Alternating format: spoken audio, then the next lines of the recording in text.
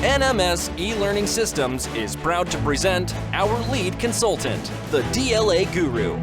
The DLA Guru has been successfully contracting with the DLA for the past 20 years, and he is poised to provide end-to-end B2B consulting services and professional training services to empower our clients with effective strategies and repeatable contracting solutions to gain an edge in winning both supply and/or service contract awards through the Defense Logistics Agency and the U.S. federal government. This video training segment will showcase one of the many methods derived by the DLA Guru to assist our students and clients on how to best unlock the powerful functionalities of SAI Global's Logicom and Opportunity Manager data management online software tools for increased success with winning federal supply and services contracts through the DLA and the U.S. federal government. Grab a pad and a pen, sit back and relax, and learn how the DLA Guru empowers our clients and students on being successful with the DLA and the U.S. federal government. All right. Fantastic. Fantastic. So, so thanks again for linking up with me. It looks like we have a 30-minute session today. I'm here to answer any and all questions that you may have related to federal contracting or DLA, you name it. Well, first and foremost, I wanted to say thank you for the content that you put out, because your content is what got me motivated to focus, I guess, starting off primarily on DIBBS or the DLA. You came across your YouTube channel, and then from your YouTube channel, I went and began your courses, and it was a lot of good information that was put out on that. So I just want to say thank you for what you are doing. All right, fantastic, man. I appreciate it. Thanks. It's good to get the feedback, because there's a lot of motivation.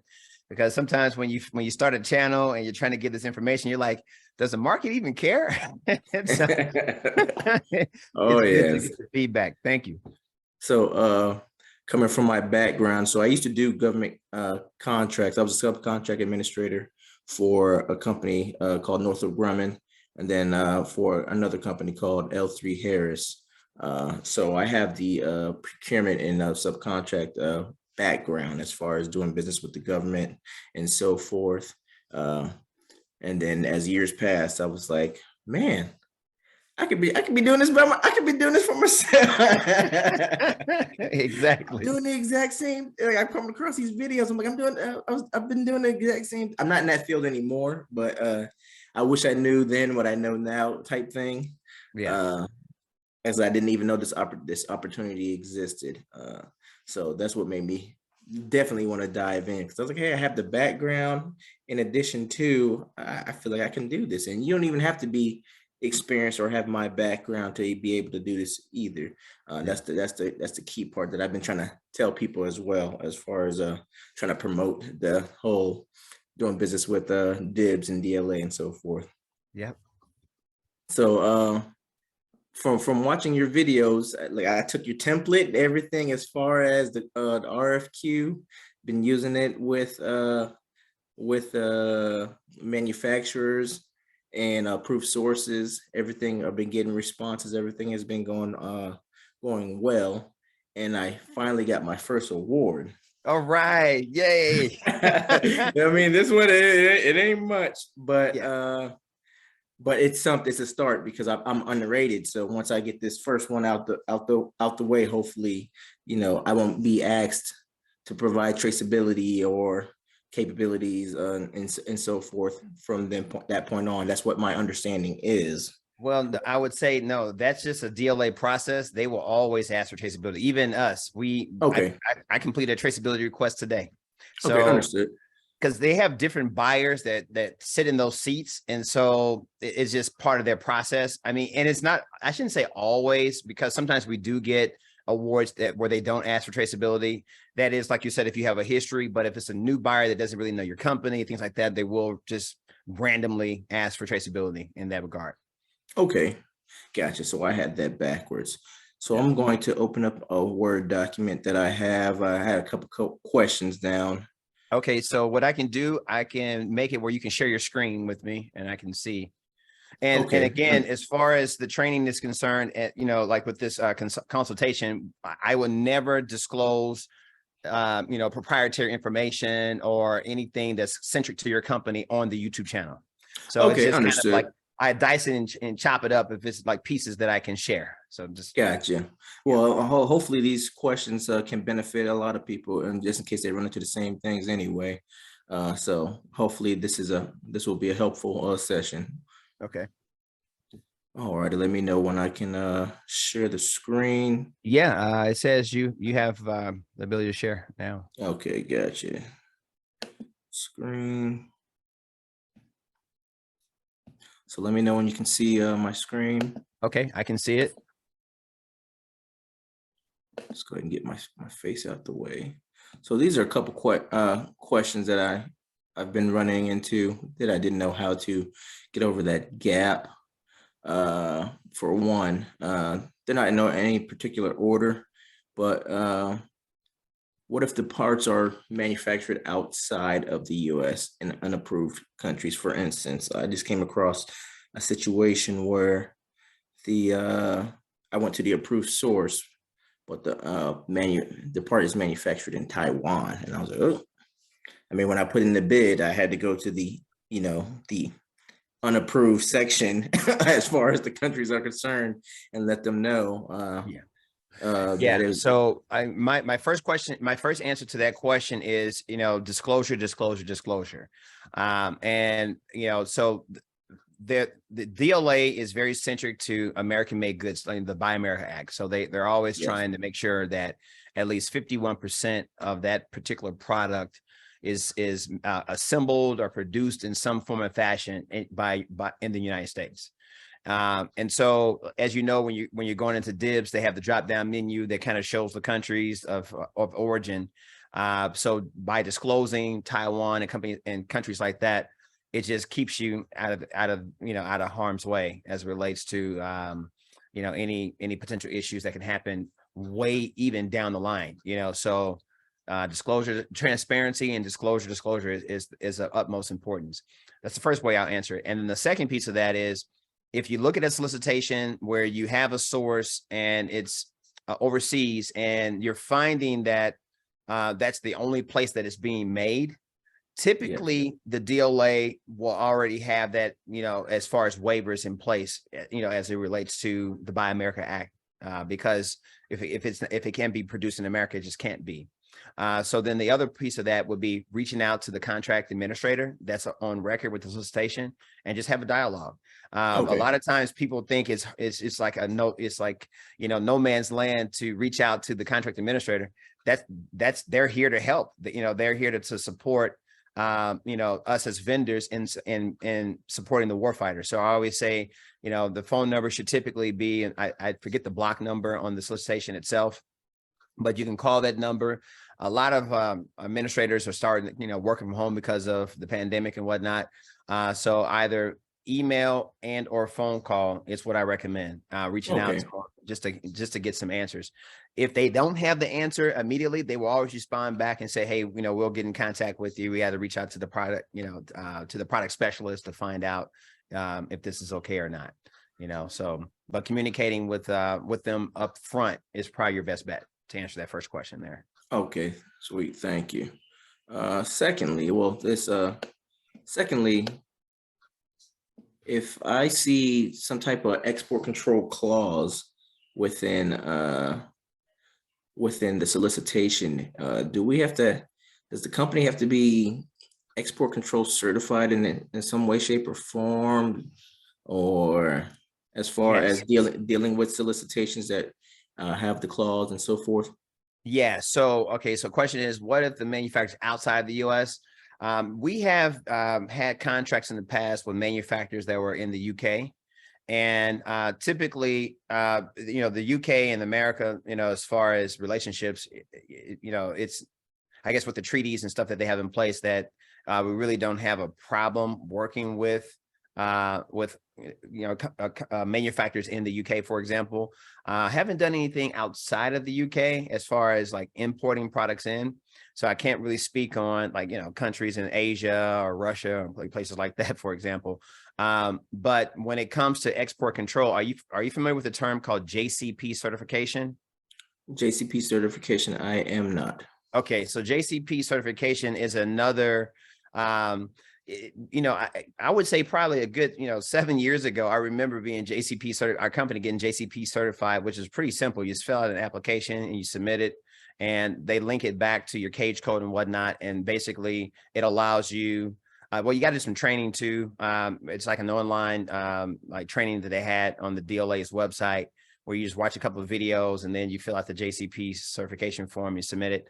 And then that way your company could be certified to handle what's considered not top secret, but controlled tech documents. And so it's the US government trying to just limit or eliminate the export of what they consider controlled documents that may support the warfighter in some way. Yeah, getting JCP certified is a very difficult process as it relates to the information that the DLA has. It'll probably take a little bit more time than what we have today to kind of go over how to get JCP certified. But believe it or not, I'm actually working on another MasterClass that kind of can help educate folks post-award as it relates to like JCP certification and all those other kind of things that come down the pipe that you'll need. It looks like JCP certification is becoming a more required certification to have to bid to at least receive the tech drawings if you're looking to get into the manufactured goods, components of the DLA. So yeah, I think it's probably going to be good for students and clients to know more about being JCP certified as well. Okay, because right now I'm at the part where if I see something that says first article inspection or export control, if I see either one of those two clauses, I'm like, let me stay away from. I mean, not that they relate to one another, but just as far as those two solicitations, if they have either or, those are the ones that have been the ones that I've been staying away from. Yeah, and that's probably a smart thing to do, when you're just kind of getting involved with the DLA, because again, I always tell students and clients, the DLA, or even getting really good at working with the DLA, is not a sprint, it's a marathon, so it's going to take time to kind of learn the processes, learn what NSNs are good to go after. Now, if you do see some first article test required solicitations, a lot of times, 9 times out of 10, that manufacturer has sold that product before to another distributor, if not directly to the DLA. So they are very aware of what first article test means. And you can just request them to give you a price for first article test, and they'll give you a price, and you can put a small markup on it and submit that as your quote on DIBBS. And so as long as your manufacturer is on board and agrees and gives you a quote for first article test, don't be afraid of it, because they already know what their requirement is. Yeah, so that's always a good thing to know. That is great to know. I did not know that part. Yeah. Thank you. I keep coming across also the acronym EDI, and after Googling, I see that it means electronic data interchange. I saw this on a couple of awards and solicitations, not my awards, obviously, but but I'm trying to understand what exactly they're talking about, and if that is something that is necessary. Yeah, so EDI is a really old school way that the U.S. government would communicate and send purchase orders and invoices and whatnot electronically. And so EDI, I don't even know, maybe in the 1940s, where this technology came about. And so the government is just this behemoth that is hard to change certain things. And so even when you go into your SAMS registration, you may have remembered they had a section for EDI in your SAMS as well, where it asks you, okay, what is your EDI information, like your codes and whatnot, and you can always opt out of EDI. And so there are a lot of, like Boeing, for example, or Northrop Grumman, for that matter, probably still does business with the U.S. military by using EDI processes. It's just basically a way that computers communicate with each other, encrypted. It's like an old encrypted technology that they're using. A lot of what we're not in EDI capable. Years ago, I would say probably 20 years ago, when I first started getting involved with the DLA, there were a lot of EDI companies that were out there because it was kind of a thing. And so for a period of time, we did have EDI, and then it was so expensive back then. And then the DLA started to move away from it, and then they allowed DIBBS to send emails. So back in the day, you didn't get emailed, like when you got your award, you got an email from the DLA, from DIBBS that say, your award. Back in the day, they didn't have that. 20 years ago, there were no emails, because guess what? Email wasn't the thing really for the government. So the way you would get your awards was through EDI, you see. Okay. So it's kind of an older technology. I wouldn't really worry so much about the EDI. I mean, it's an option, but it's not a requirement to do business with the DLA. Okay, gotcha. Yeah.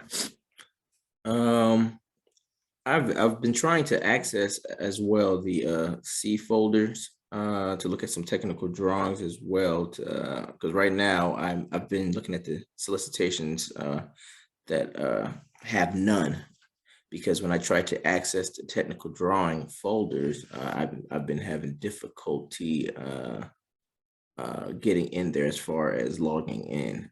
Yeah. Is there a process as far as the first time logging in? Because I'm thinking that I'm using my same username and password for that as well, but that is not the case.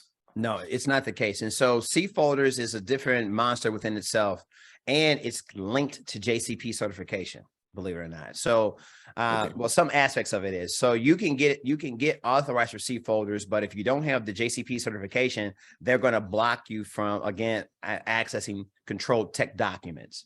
So you'll kind of need, I highly recommend the JCP certification component of it, which I know you're like, hey, I need this now.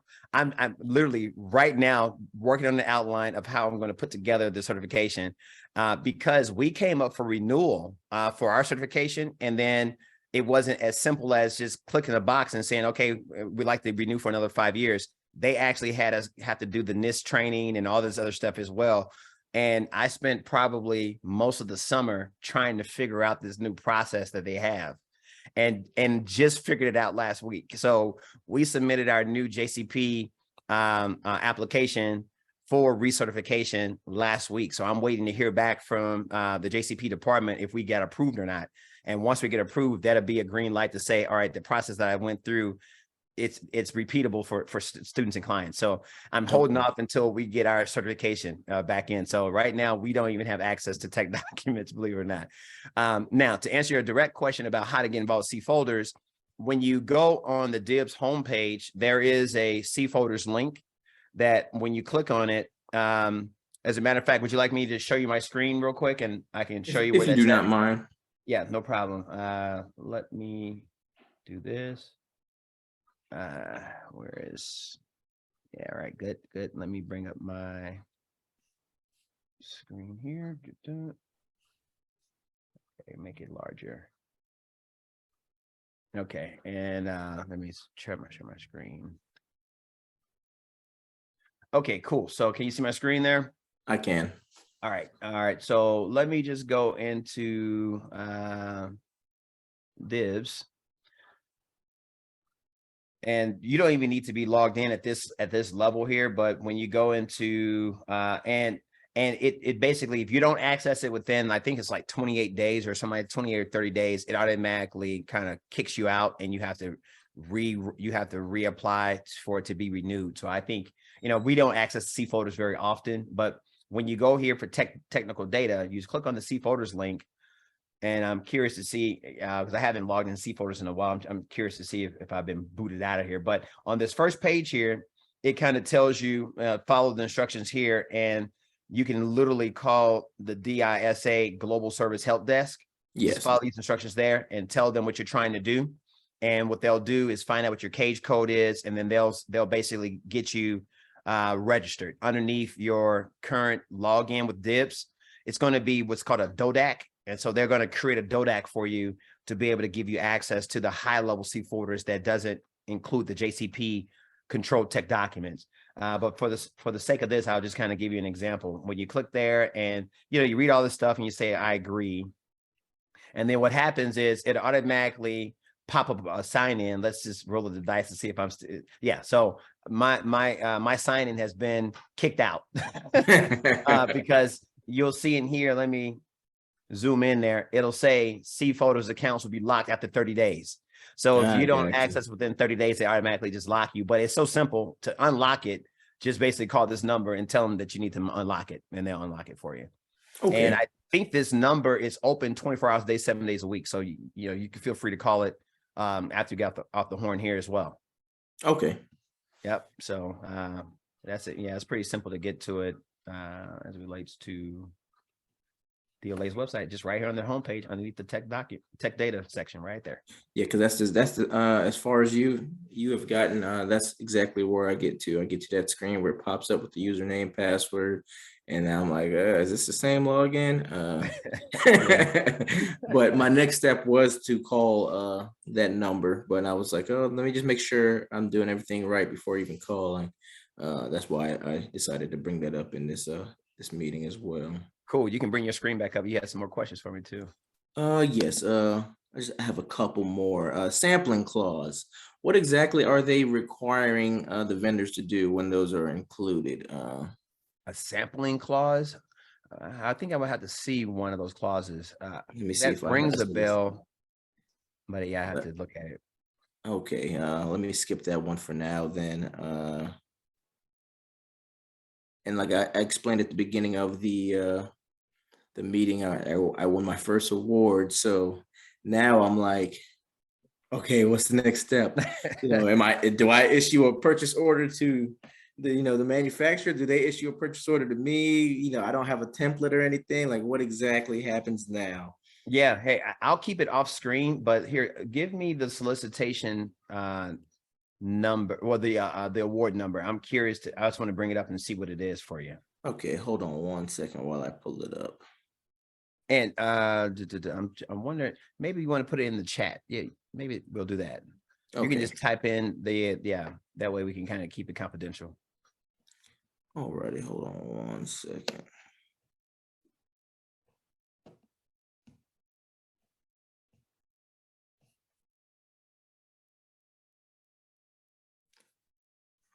Oh shoot, I think I won another one just as we were on the meeting.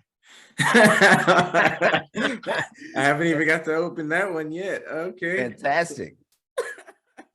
Okay. So about how many bids are you averaging a week, would you say? So to be honest, I just started doing the RFQs like around Thanksgiving. And then I've been getting responses back, within the last week or so, as far as all the solicitations that I've been interested in. And so I have probably like 18 bids in right now currently, since I've been I just got started from scratch. Yeah. And thanks to your videos. But yes, so I've had 5 or 6 requests for traceability within the last 7 days, and today apparently we got our second award. So that's another plus. Please let me know if you can if you have access to this. Yep, I just opened it up. I'm taking a look at it for you here right now. And okay, cool.